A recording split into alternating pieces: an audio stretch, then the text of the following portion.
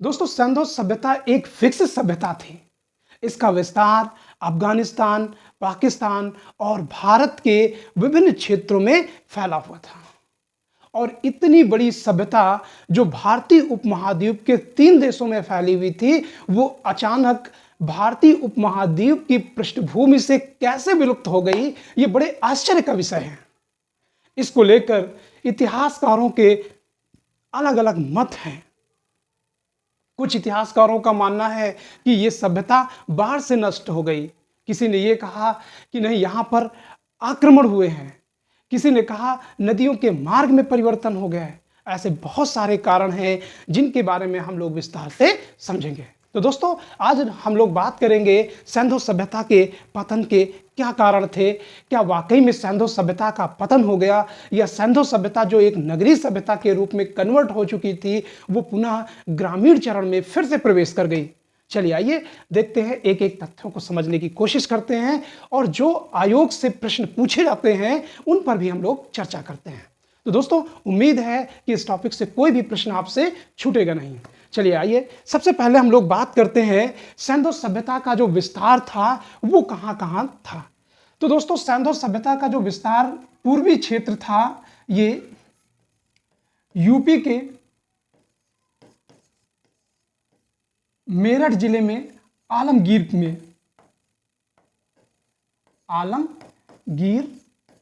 माना जाता है।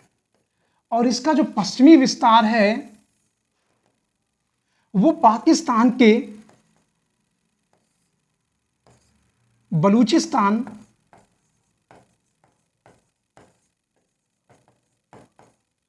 के सुतकांगेन डोर माना जाता है। सुतकांगेन डोर। तो पूर्व में मेरठ और पश्चिम में पाकिस्तान का बलूचिस्तान प्रांत और उत्तर में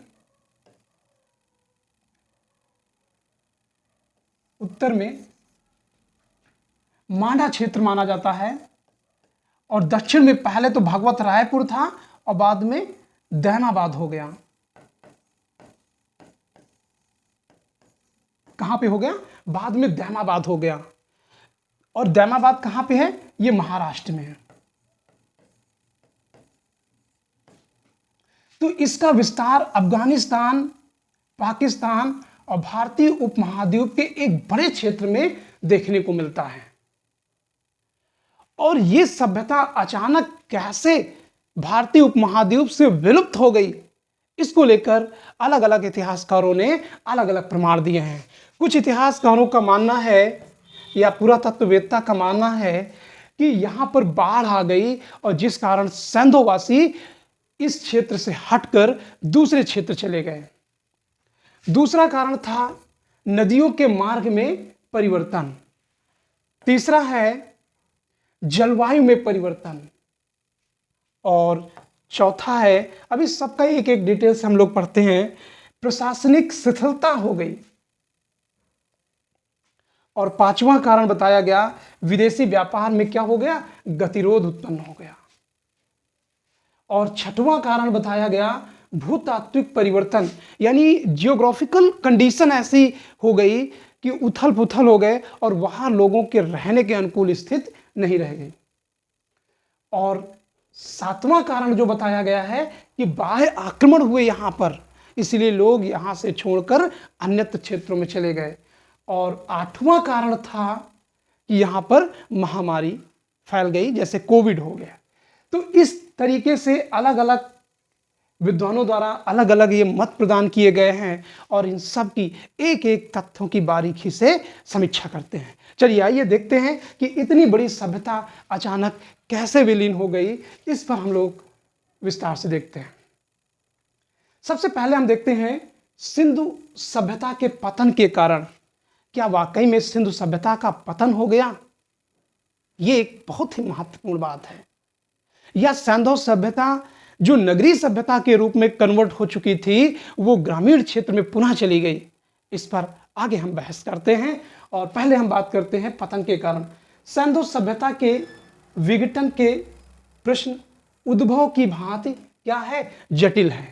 क्योंकि सिंधु सभ्यता के बारे में जब उद्भव के बारे में हम लोग चर्चा किया था तो वहाँ भी एक समस्या आई कि वाकई में इस सभ्यता का उद्भव कैसे हुआ था और उसी तरीके से इस सभ्यता विलीन कैसे हो गई, इस पर भी एक विवाद बना हुआ है।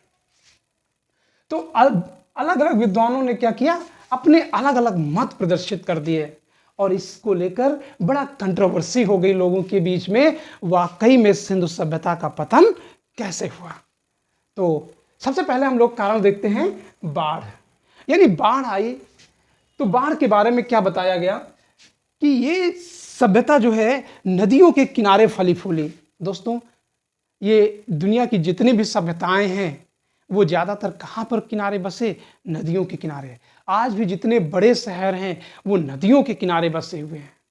चाहे आप दिल्ली ले लीजिएगा, आगरा ले लीजिएगा, मेरठ ले लीजिएगा, दिल्ली यमुना नदी के किनारे है, आगरा यमुना नदी के किनारे है, मेरठ हिंडन नदी के किनारे है, लखनऊ गोमती नदी के किनारे है, हैदराबाद मूसी नदी के किनारे है, जबलपुर नर्मदा नदी के किनारे है। तो जितने भी बड़े शहर हैं वो कहाँ पर, नदियों के किनारे बसे। ऐसा क्यों है?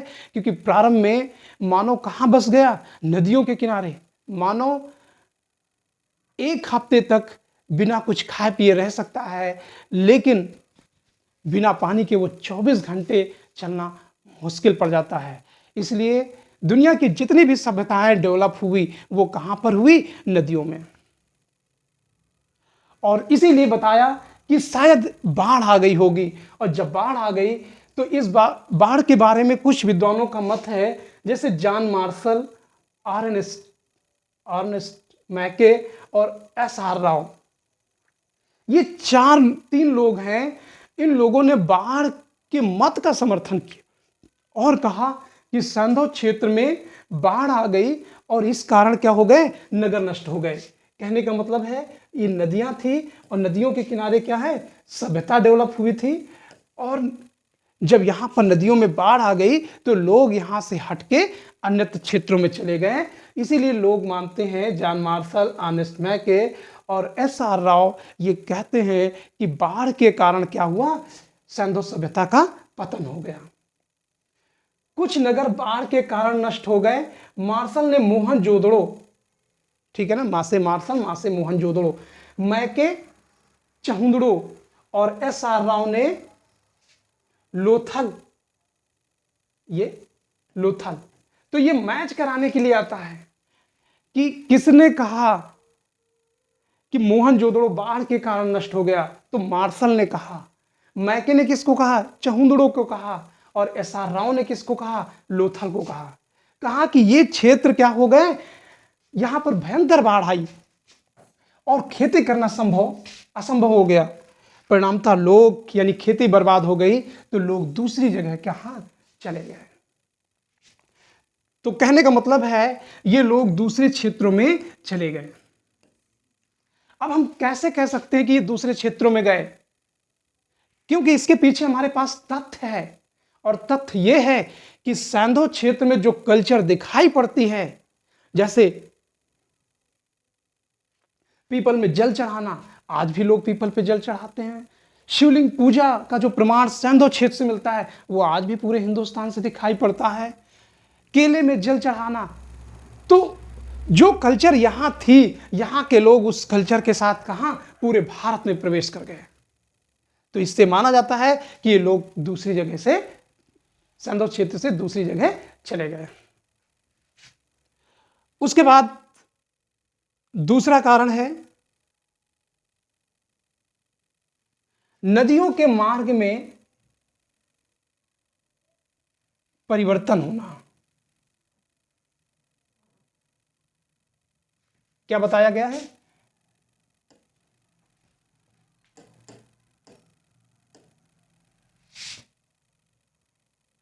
अगला कारण क्या है, नदियों के मार्ग में परिवर्तन होना। कहने का मतलब है, जैसे आप पूर्णिया शहर देखते हैं, तो पूर्णिया शहर कभी गंडक नदी के किनारे, गंडक नदी से 150 किलोमीटर दूर बसा हुआ था, और आज पूर्णिया शहर गंडक नदी के पास बसा हुआ है। जैसे गंडक नदी को बिहार का शोक कहा जाता है। क्यों कहा जाता है? क्योंकि बड़ी मात्रा में हिमालयी क्षेत्र से मलबा लेके आती है और जहां पर बहती हुई जाती है वो अपना गाद यानी मिट्टी बिछाती हुई चली जाती है। तो जाहिर सी बात है नदियां फट जाती हैं, परिणामतः पानी का जो फ्लो है चारों तरफ फैल जाता है।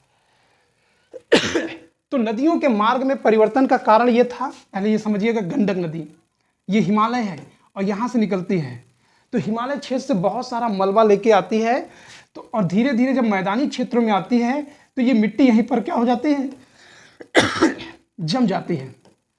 परिणामतः नदियों की गहराई क्या हो जाती है, कम हो जाती है, तो नदी और फैल के चलने लगती है। तो पता लगा जो शहर नदी से 50 किलोमीटर दूर था और वो इतना नदी का फैलाव हो गया कि वो एकदम बगल से जाके हुई बहने लगी। तो इस तरीके से नदियों का मार्ग यहां पर परिवर्तन हुआ होगा और परिणाम स्वरूप लोगों के बस्तियों में पानी भर गया होगा और लोग उन बस्तियों को छोड़कर दूसरी जगह चले गए। तो ये किसका मानना है? देखिएगा, एस.टी. लैम्ब्रिक और माधव स्वरूप वत्स, इन दोनों लोगों ने बताया कि नदियों के मार्ग में क्या हो गया, परिवर्तन हो गया। और जब परिवर्तन हो गया तो ये लोग कहां पर, दूसरे स्थानों पर चले गए होंगे। फिर अगला आता है जलवायु परिवर्तन। जलवायु परिवर्तन महत्वपूर्ण कारणों में से है, इसकी बड़ी प्राथमिकता दी जाती है जलवायु परिवर्तन को लेकर।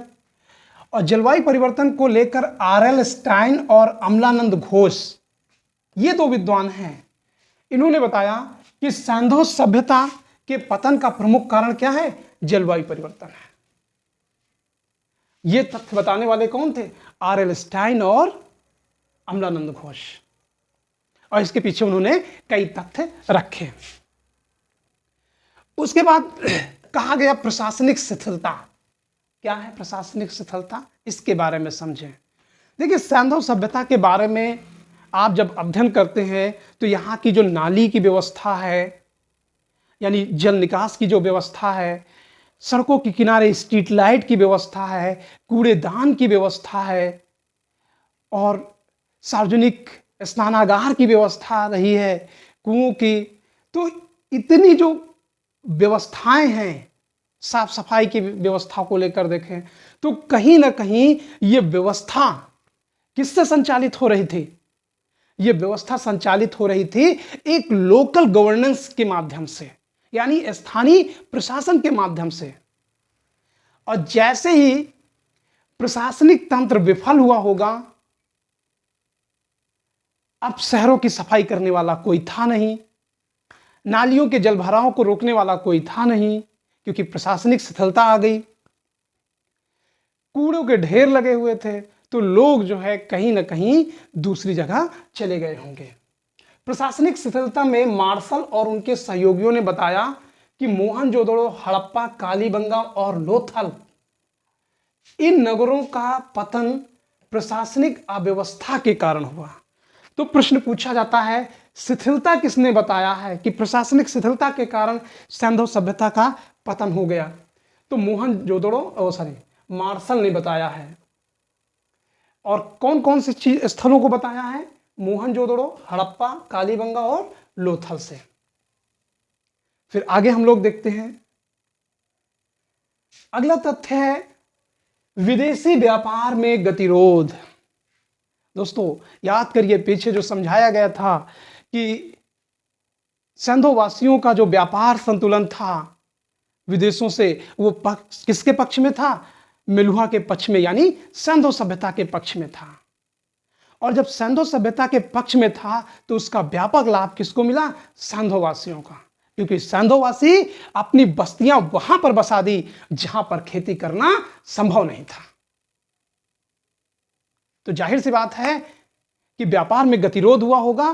परिणामतः व्यापार के माध्यम से जो बस्तियां रेगिस्तान में फली फूली थी वो क्या हो गई, वहां पर अब लाभ नहीं पहुंच पा रहा था। परिणामतः लोगों ने उन क्षेत्रों को छोड़ा होगा।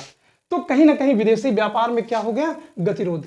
इस मत के समर्थक में फेयर सर्विस और ह्यूलर हैं और इनका मानना है कि सिंधु सभ्यता का मेसोपोटामिया, मिस्र और फारस से जो विदेशी तथा सांस्कृतिक घनिष्ठ व्यापारिक संबंध था, वो क्या था?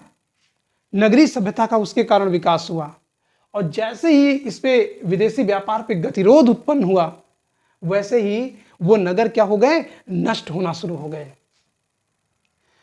हाँ, इसको देखें, विदेशी व्यापार टूट जाने से सैंधव सभ्यता नगरीय सभ्यता का रूप समाप्त हो गया। तो जाहिर सी बात है, इन लोगों को मानना है कि सैंधववासी वहां से निकलकर,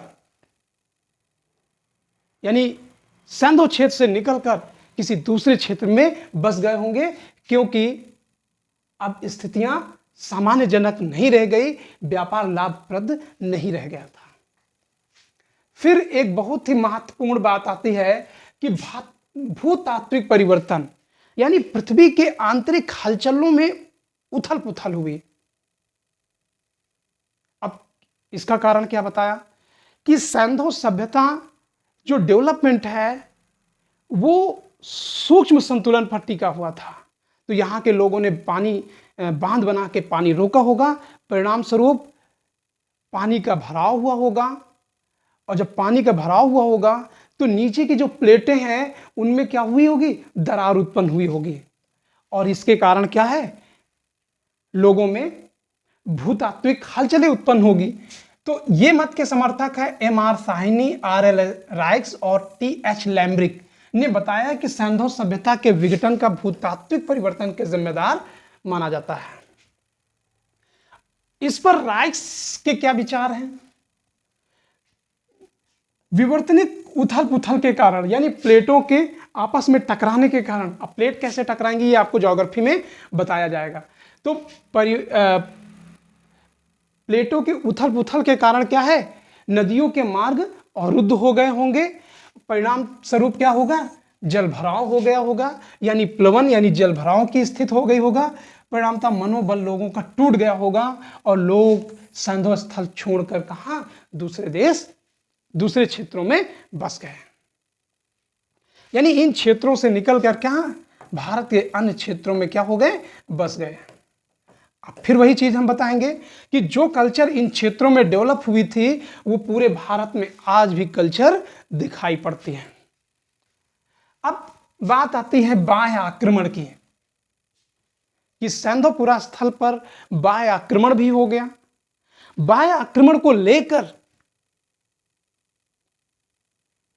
कुछ ना कुछ इस तरीके से डिफाइन किया गया है कि हिंदुस्तान पे कुछ आरोप लगाए गए कि सैंधववासियों की ऐसी स्थिति नहीं थी कि वो बाह्य आक्रमण का सामना कर सकें। और बाह्य आक्रमण के जो समर्थक थे, गार्डन चाइल्ड, अर्नेस्ट मैके, मार्टिमर व्हीलर और पिगट, ये 4 लोग थे। और इन्होंने कहा कि सैंधव सभ्यता के पतन का मुख्य कारण क्या है? आर्यों का आक्रमण। क्या माना है? आर्यों का आक्रमण। लेकिन वास्तव में देखा जाए तो आर्यों का जो आक्रमण है वो 1500 बीसी के आसपास है, जबकि सैंधव सभ्यता का जो यहां की स्थितियां 1750 में ही खराब हो गई। तो इन दोनों के बीच में, यानी पहले ही खराब हो गई 1750 में, और 1500 बीसी आते आते यहां की स्थितियां इतनी भयानक हो गई होंगी कि लोगों के बीच संघर्ष और समन्वय तो होना स्वाभाविक सी बात है। तो ये जो जितने भी राइटर हैं, ये साम्राज्यवादी दृष्टिकोण है इनका लेखन, कि हिंदुस्तान साधुओं और सपेरों का देश है और हिंदुस्तान पे सदियों से आक्रमण होते आए हैं, तो अंग्रेज भी आ गए हैं तो उन्होंने कोई गलत नहीं किया है। इस पर फिर कोई एक नई वीडियो बनाएंगे ताकि आपको अच्छे से समझाया जा सके कि साम्राज्यवादी इतिहासकारों के अपने दृष्टिकोण क्या हैं, क्योंकि ये टॉपिक बहुत बड़ा हो जाएगा, अभी ये समझाना अनुकूल नहीं बैठ रहा है। तो जो बाह्य आक्रमण है, इसमें सबसे ज़्यादा महत्वपूर्ण भूमिका आती है मार्टिमर व्हीलर का। मार्टिमर व्हीलर ने इस तरीके से लिख दिया कि आर्यों ने आक्रमण किया है, ताकि ये सिद्ध हो जाए कि हिंदुस्तान में आक्रमण करने की परंपरा रही है, क्योंकि हिंदुस्तान के लोग साधु और सपेरों का देश है। यहाँ की राजनीति से ये लोग मतलब नहीं रखते हैं, ये पारलौकिक जीवन यानी मरने के बाद के जीवन की तलाश में घूमा करते हैं। खैर, आर्यों के आक्रमण का कारण माना है। फिर अंतिम पॉइंट बचा हुआ है महामारी। यूकेआर कैनेडी, इन्होंने कंकालों का अध्ययन किया। किसका? कंकालों का अध्ययन किया और बताया कि जनसंख्या के तीव्र विकास के कारण यहां पर मलेरिया और हैजा जैसे प्राकृतिक आपदाएं बढ़ गई। जैसे इस बार कोविड आया, और यानी पिछले कुछ वर्षों पहले कोविड आया, और कोविड ने बड़ी संख्या में लोगों को मरने के लिए मजबूर कर दिया। तो जाहिर सी बात है ये मलेरिया और हैजा भी एक बड़ी बीमारियों के रूप में आए होंगे, जिससे क्या हुआ? सिंधु सभ्यता का क्या हो गया? विनाश हो गया। और सिंधु सभ्यता के लगभग 2300 ईसा पूर्व से 1750 तक चली, और धीरे धीरे ये क्या है? ग्रामीण क्षेत्र में प्रवेश कर गई। इस बात को समझिएगा कि सिंधु सभ्यता का पतन नहीं हुआ, बल्कि क्या हुआ? सिंधु सभ्यता क्या हुई? जो नगरीय क्षेत्र में बसी हुई थी वो पुनः भारत के ग्रामीण चरणों में क्या है? प्रवेश कर गई। तो दोस्तों, एक टॉपिक हमारा छूट गया था, सिंधु लिपि। तो इसी वक्त सिंधु लिपियों के बारे में भी बात कर लेते हैं, क्योंकि आज से ये चैप्टर समाप्त हो जाएगा। आज के बाद आप लोग घटना चक्र का जो सॉल्व पेपर है उसे हल करिएगा। आपको पूरा घटना का चक्र पेपर क्या हो जाएगा? सॉल्व हो जाएगा। तो सिंधु लिपि के बारे में बात करें कि उससे पहले आपने ये समझ लिया है, इसको देखते हैं। सिंधु लिपि में अधिकांश मोहरों में खुदी हुई थी। मोहर मतलब पासपोर्ट, जिसको हम सील कहते हैं, ठीक है ना? तो लिपि यानी लेखन किसमें मिलता है? मोहरों में। महादेवन विश्वनाथन ने सिंधु लिपि के साक्ष्यों का एकत्र किया और अब तक 2467 साक्ष्य मिले हैं। यानी ऐसे बहुत सारे आकार हैं। और सिंधु लिपि के आकारों के बारे में अगर आप समझेंगे तो जैसे ये स्वास्तिक का है, ये तो सूर्य का निशान मान लिया गया। इसको आप 8 नहीं कह सकते हैं कि ये समझो कि 8 वस्तुएं हैं। अब सिंधुवासी इसका मतलब क्या था ये पता नहीं चल पाया। ये के का मतलब, इसे के मत समझिएगा, ठीक है ना? इसे एच मत समझिएगा, तो इसे यू मत समझिएगा। लेकिन इतना तो है कि वो कुछ ना कुछ लिखते थे, जिसकी पुष्टि यहां से होती है, भले आज हम इस लेखन चीज को ना समझ पा रहे हों। अधिकांशतः मोहनजोदड़ो से प्राप्त हुए हैं। सामान्यतः 250 से 40 शब्द माने गए हैं। सिंधु लिपि मुख्यतः कैसी है? चित्रात्मक और कुछ भाव चित्रात्मक भी है। सर्वाधिक अंकन यू का हुआ है। आप देख सकते हैं कि एक यहाँ पे यू, एक यहाँ पे यू, ये है, और इस तरीके से ये पार्ट है यू का, ये भी, अब ये तो एन है, ये भी देखिएगा यहाँ पर भी लिखने के प्रमाण मिलते हैं। तो इस तरीके से हम कह सकते हैं कि सिंधु वासियों का लिखने के बारे में जानकारी थी।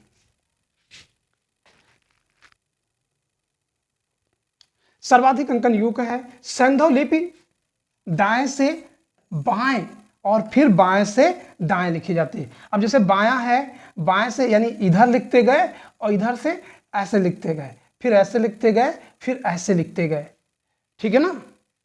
सॉरी, ये ऐसे होता है, दाहिने से बाएं, बाएं से दाएं, दाएं से बाएं, यानी ऐसे लेखन पद्धति थी। और इसको जो है कहा गया गौमूत्रिका लिपि। तो पूछा जाता है गौमूत्रिका लिपि किससे संबंधित है? तो गौमूत्रिका लिपि जो है सिंधु सभ्यता से संबंधित है। तो दोस्तों, आज की क्लास यहीं तक। अब आप लोग सिंधु सभ्यता के बारे में पूरा डिटेल से आप लोगों ने पढ़ लिया है, और जो लोग आज पहली बार इस वीडियो को देख रहे हैं वो पीछे जाके सारी वीडियो क्रम से पड़ी हुई हैं, और क्रम से देखेंगे तो आपके घटना चक्र का जो सॉल्व पेपर है या हिस्ट्री से संबंधित कोई भी प्रश्न पत्र है जो सिंधु सभ्यता से संबंधित है, वो पूरी तरीके से सॉल्व हो जाएगा। तो दोस्तों, आज की क्लास यहीं तक। फिर आगे की क्लास हम लोग देखते हैं मल्टीपल चॉइस क्वेश्चन अथवा वैदिक सभ्यता के बारे में हम लोग बात करेंगे। तो आज की क्लास यहीं तक। Thank you.